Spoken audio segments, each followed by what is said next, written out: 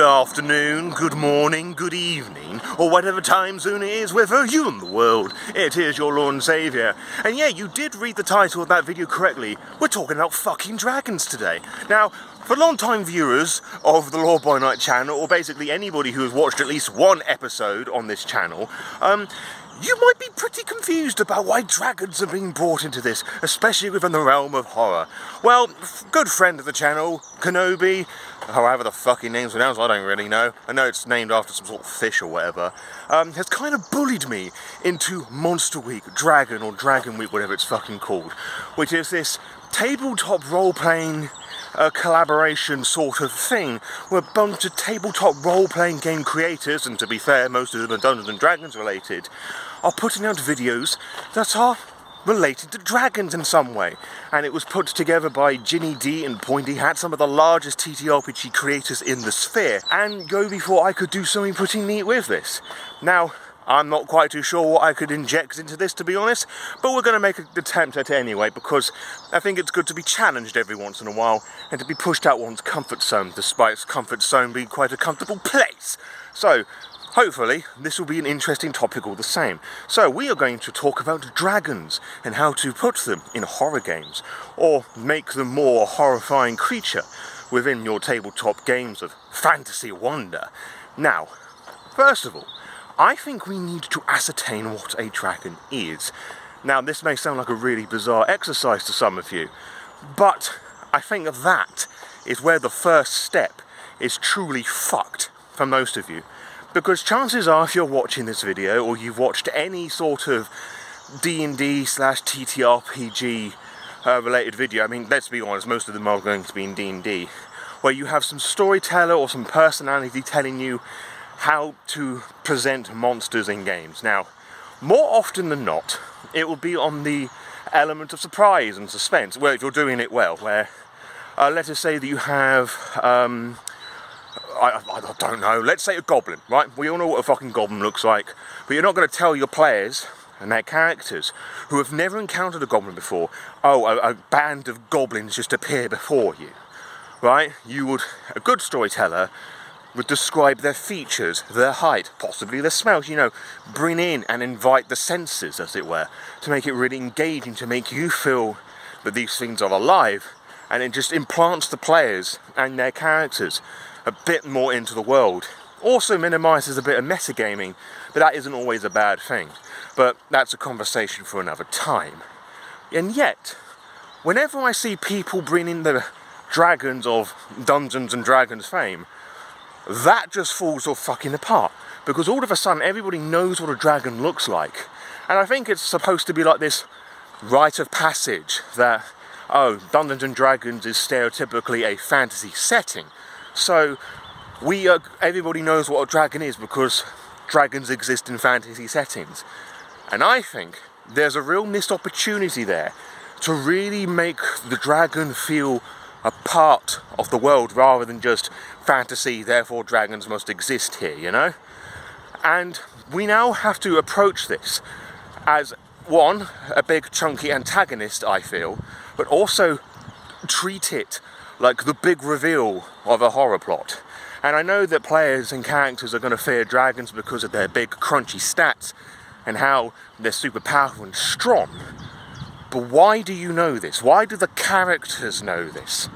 Well, the players know this because they've probably read at the books or seen somebody talk about the stats, the amount of damage that they've done, which is a mechanical scare, but it's not a narrative one. It's not a proper emotional response. If we compare this to horror media, this is the equivalent of a jump scare. It gives a bit of a fright, but it's not going to be something that you're going to remember and talk about for a lot of the time. It's going to be a little rush, a little adrenaline kick, as it were. But it's not going to create a real horror, a tension and a dread. The characters will know about dragons because their family have been telling them the dangers about dragons. They've heard stories in games about dragons that have torn apart villages, that have decimated generations within an instant with its fiery breath. But how many of them have truly seen a dragon? How would have that come about?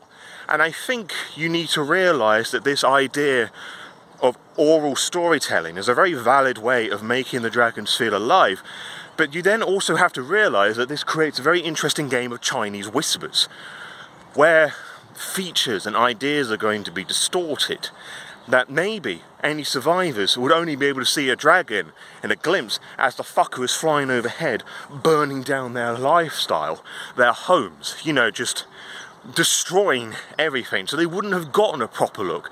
So they would have a look up to the sky and see something with wings, something with a tail presumably. Maybe it's got legs, maybe it fucking doesn't. Maybe it has multiple heads, multiple eyes. Maybe, if you want to borrow an element from Call of Cthulhu, that a creature like a dragon is so mind-bogglingly horrifying that they're not going to take in things properly, that it's going to drive people fucking mad. Maybe calling it a winged lizard is the best that people can do to try and comprehend what they're seeing, so their mind just doesn't break from the pressure. Because if you think about it, the fantasy setting sort of leans upon, to an extent, the medieval and sort of Dark Ages periods of our own time, where, again, using Call of Cthulhu, people are used to seeing death, desecrated corpses and the dead, and just violence everywhere. And it's those elements don't cause insanity checks in Dark Ages Cthulhu. It's having your faith questioned, which is a very interesting thing, your ideas and your understanding about how the world works. And I think having a game with a shitload of monsters might do away with some of that a little bit, but these are things, for the most part, a lot easier to encounter. You go into a cave, you're bound to find some fucking trouble. A dragon, sure, may be found in a cave, but they're also overhead, and we're talking about the actual horror element of it. So if you're going to introduce a dragon into there, you know, that are so fucking important, it's in the fucking name of your game. And to my understanding, they have a lot more power than how I'm presenting them, because I'm not a huge D&D and aficionado, in case that wasn't apparent. You have to build it into it. Now, I'm not saying that the dragon should have, like, a huge detailed lore and a history like, say, the Elder Scrolls Skyrim, although that's a very good example, I feel, about instilling fear of dragons into the game. Sure, we all know that they're fucking cakewalk now for the most part, but when you play in that game for the first time, it's the concept of dragons are not just terrifying because they burn down villages and towns, and, you know, they suddenly become more than a legend, you know, just to paraphrase Ulfric Stormcloak for a moment.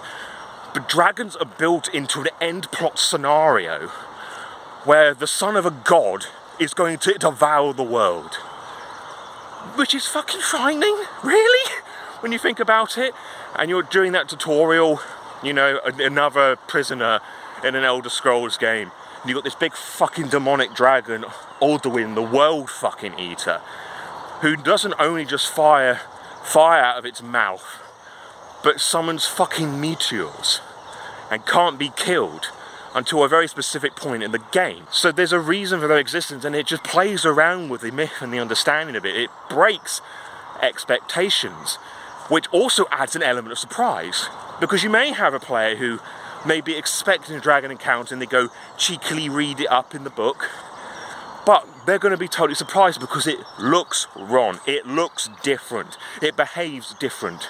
So they don't know what to expect. And I'm not saying this is a method that you should use on players who are cheating with metagaming.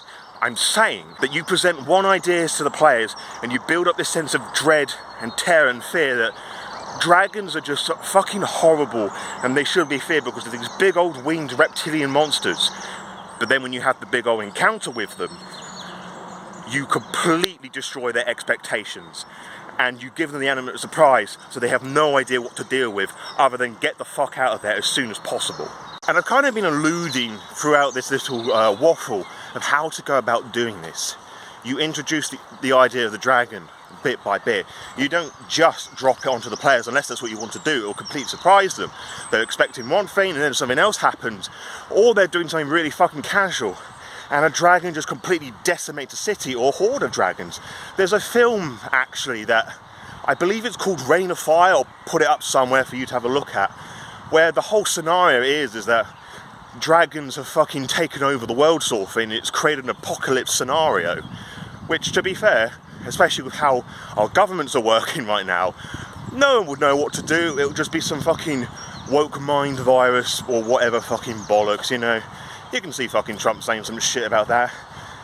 Anyway, real world politics aside, introduce the players to the dragons bit by bit like some story, or have a character mention a name and it sounds like a sorcerer or something. Or just mention a dragon. They ask about it, you tell them a bit about the dragon. Make it sound a bit stereotypical, but have somebody else repeat the same story, but it's ever so slightly different. And you just build it up bit by bit, add a bit here, add a bit there, and have the players go about and do their own thing. Now, if they want to go and investigate, let them. Make them go to it even, if they really want to. And by which I mean, don't make them back out at the last minute if they're preparing for this, and don't subvert them. Or maybe you should, because it could be described that it's this big old lizard, but then it's find something that's a lot less terrifying, something that's killable, something that's approachable. I don't know, like a big Komodo dragon, reptilian sort of thing. The players laugh and they scoff it up. Oh, this isn't a dragon, this is a such and such, you know, because there's certain checks in the game that you can make to confirm or deny whether it's a dragon. And then bring up dragons again, which lures players into a false sense of security. Oh, we've dealt with dragons before, let's go and kill it. And they're going about doing their own thing, and they see like a village or something that's completely torn down, or they're doing something completely different, and a fucking real dragon comes and wipes out everything. Which is sort of blending the original Mulan and the Skyrim idea that I mentioned earlier on. You know, the bit with Mulan when they're singing that song about being men, they're going to go home and celebrate their riches and their fame or whatnot, and they go into that village and it's just completely fucking obliterated. You won't get Disney doing stuff like that anymore, unfortunately, but you know, just the element of surprise is a huge thing for horror. But also using that as an example, it then creates a sense of dread that have the players look around, have them smell the charred wood, the very unique smell of burnt flesh, see mangled, twisted corpses, perhaps a mother holding onto a child sort of thing.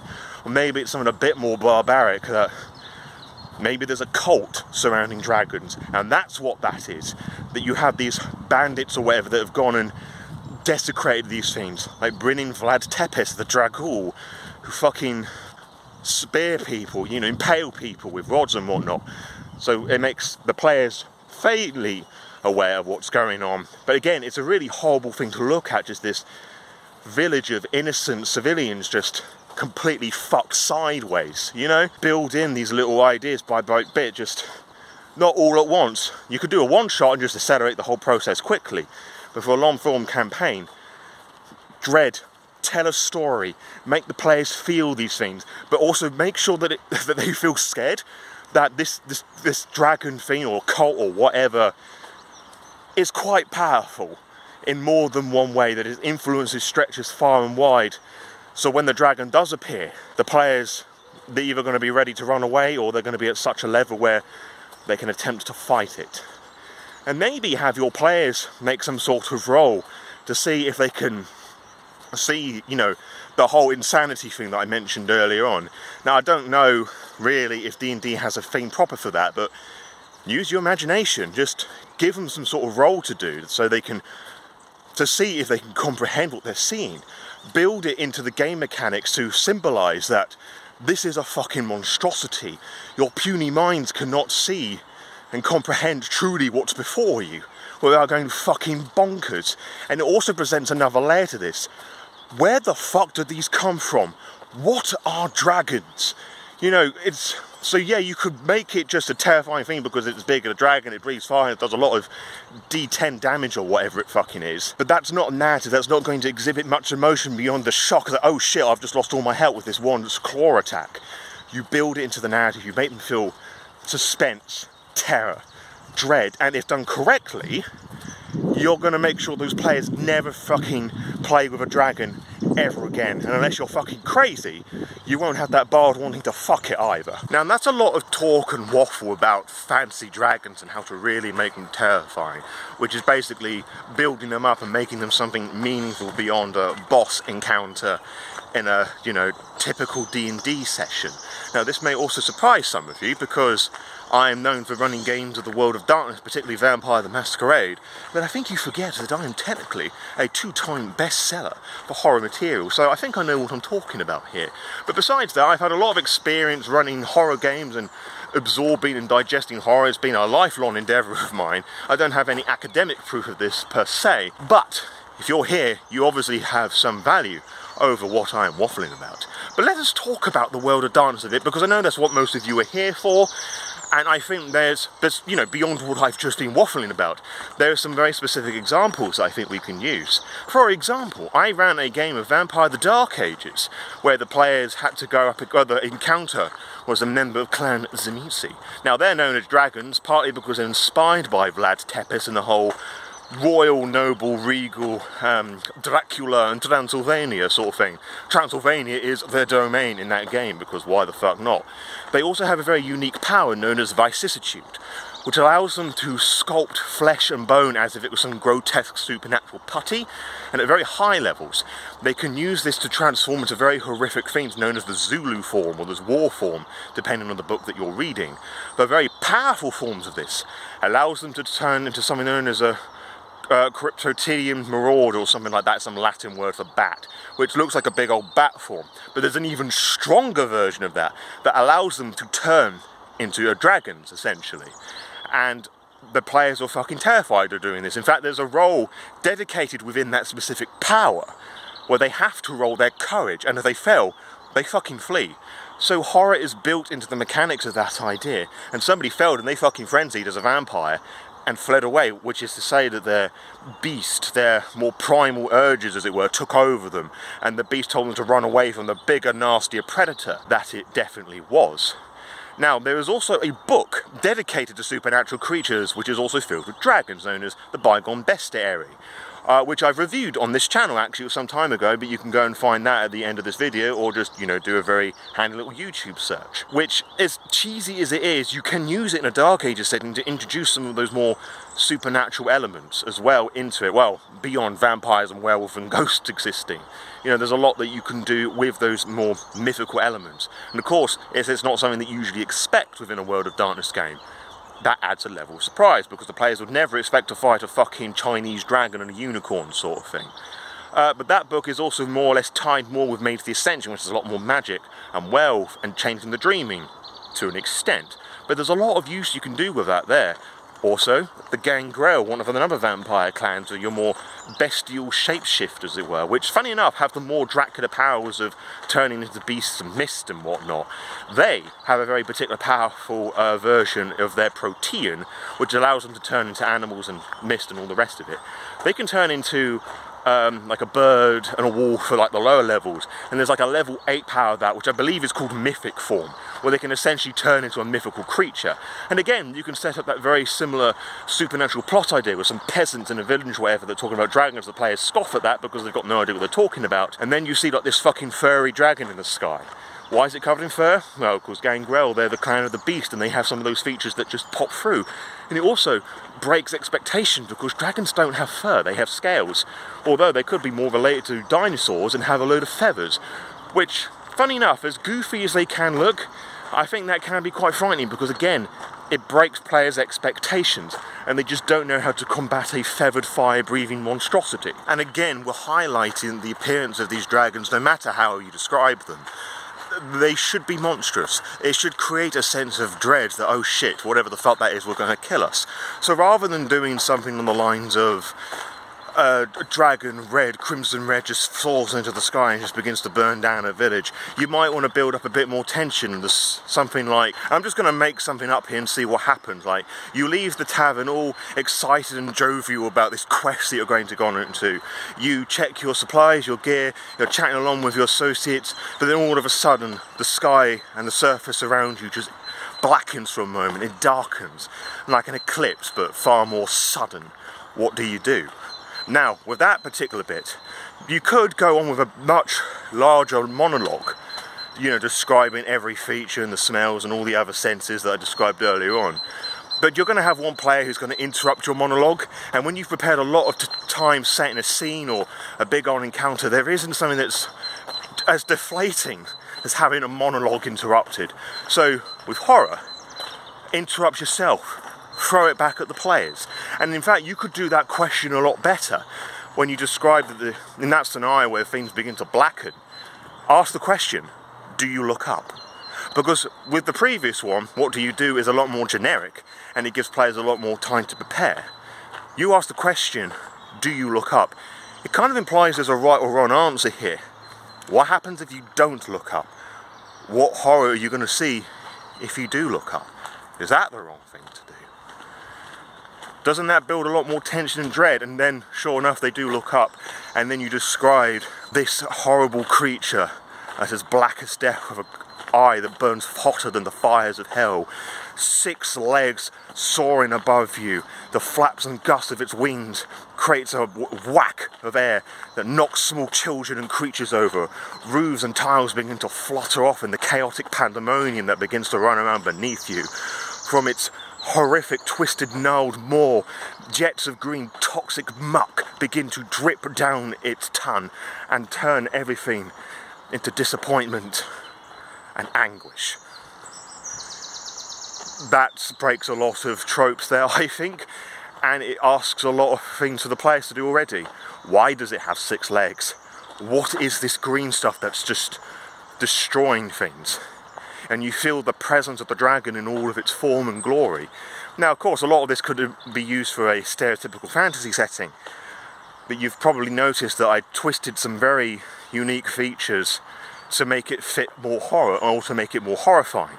It's twisted jaws, it doesn't breathe fire, it's got some toxin that's just like all over everything. And before it was even firing its on everyone, its wings were beginning to do damage, and its presence has literally been felt. So there is a lot that you can do from that encounter.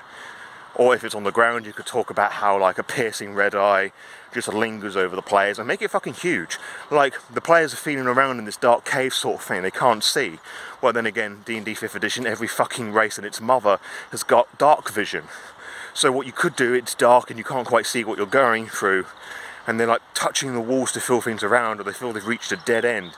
And if they touch the walls, they're just looking around. Have this eye just crack open and make it feel like it's the stone surface, but then they see that the eye is twice the size of them, and the wall in front of them begins to detach itself. Even that's quite effective, I think. There's honestly a lot more that can be said about this sort of topic and how to build dread, suspense and horror in any sort of game, but as we're focusing specifically on dragons, this could go on for a lot longer, I feel. But I hope that within this nearly half an hour waffle as I am walking my dogs on this particularly gloomy Tuesday morning, I think we've all can agree that we've got a lot here to work with, and hopefully you're going to be able to use some of these tools to not just make dragons feel far more terrifying in your tabletop games, but you can pinch and pull things to use any sort of creature and encounter in your games, whether you are a regular horror game consumer or you want to inject a bit of horror into a more light-hearted and or fantasy setting.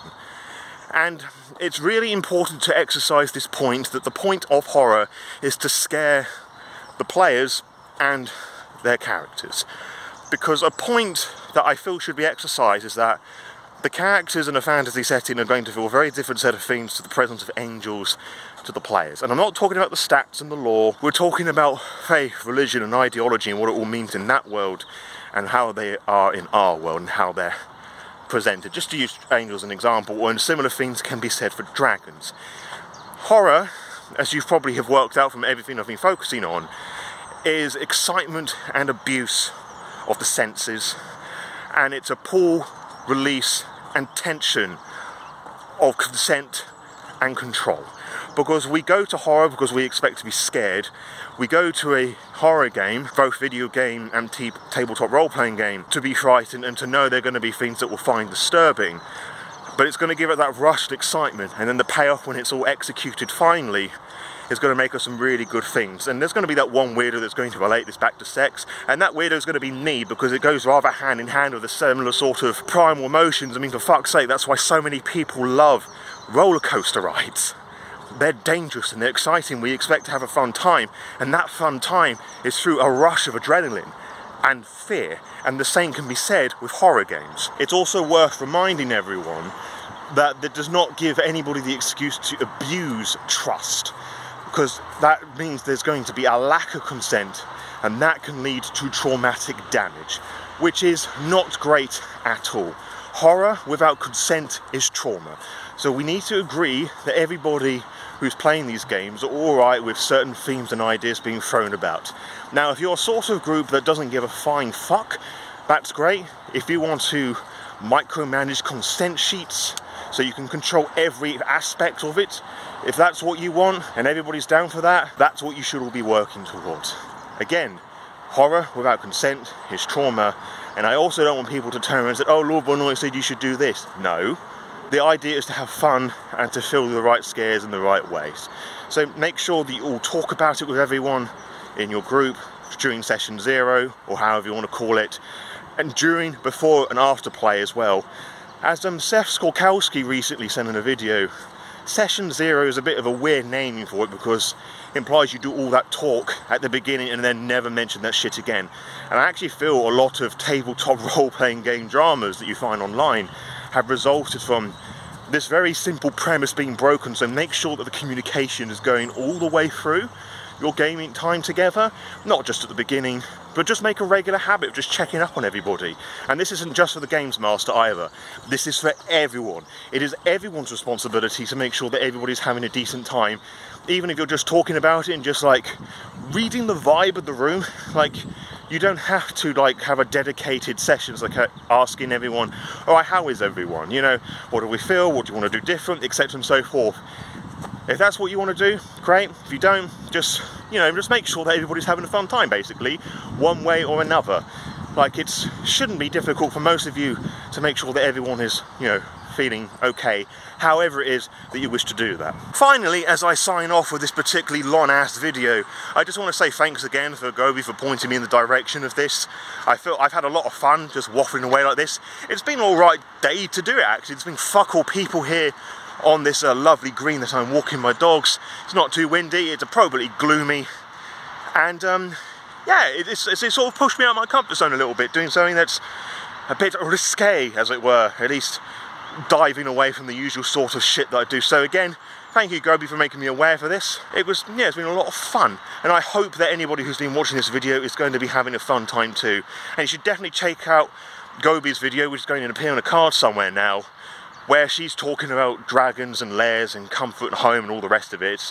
I haven't seen it. I don't know how far she is into making it yet, but it's probably going to be a really wholesome thing, and it's probably something that you can use as well in your games. So go and check that one out, as well as everybody else who is making dragon-related shit for Dragon Week. I now turn my attention to you, dear viewers. Tell me how you have used dragons in your games, both in fantasy and as a weird horror device. Let's talk about dragons in the comments below, both in and out of the World of Darkness, because remember, this is a World of Darkness focused channel, and dragons technically are canon to the World of Darkness. And even in spirit form, actually, now that I remember, Wraith the Apocalypse deals with spirits, and one of the spirits that deals with one of the more antagonistic tribes of Wraith, the Black Spiral Dancers, has a green or emerald dragon totem that they can essentially revere, worship. That if they do that, they get sort of favours from, and if they do stuff wrong, they get slapped in the bollocks, or the other sensitive parts, you know. So dragons are very much a thing within the World of Darkness, whether you like it or not. And maybe you want to try it. Maybe you want to try out this Bygone Bestiary book, or Vampire the Dark Ages, because it seems like a fucking wacky time. Well, if you want to try that and other World of Darkness games and properties, you should check out the books in the description below, where if you purchase them with those specific links, I get some of the money back, because I'm an affiliate on TTRPG, and I'm able to provide more interesting content like this, both in and out of what you usually expect from me. Now, what if you have those books but want to continue to support me financially? Well, you can copy and paste the Magic affiliate code you'll find in the description and paste it into the URL of any book on TTRPG, the GM's Guild, the ST Vault, or any of the other sister sites there, and I'll get some of the money back all the same. So you get books, I get books, I'm able to provide awesome content for you for free. Wowzers! That's absolutely amazing. Also, whilst you're down there, you should also check out my latest homebrew, The Hopeful Damned, which allows you to play Wraith the Oblivion with a bunch of one-shot adventures for your friends, so you can play as ghosts, and also allows you to play this usually complex game by yourself. And so far, the buzz and the feedback from this has been really excited. This is the second book that's made me a best-selling author once again, so thank you ever so much for people who have, you know, supported me with that already. So yeah, do check out that and the other things that I've written as well, such as the Aurtakis Storyteller that allows you to play Vampire the Masquerade by yourself. So yeah, let's talk dragons in the comments below. If you like this video, give it a thumbs up and subscribe to the Lore by Night channel and share this video with everyone and anyone who loves what I do. And I'll see you on the next upload, whatever that may well be for you. And until next time, farewell.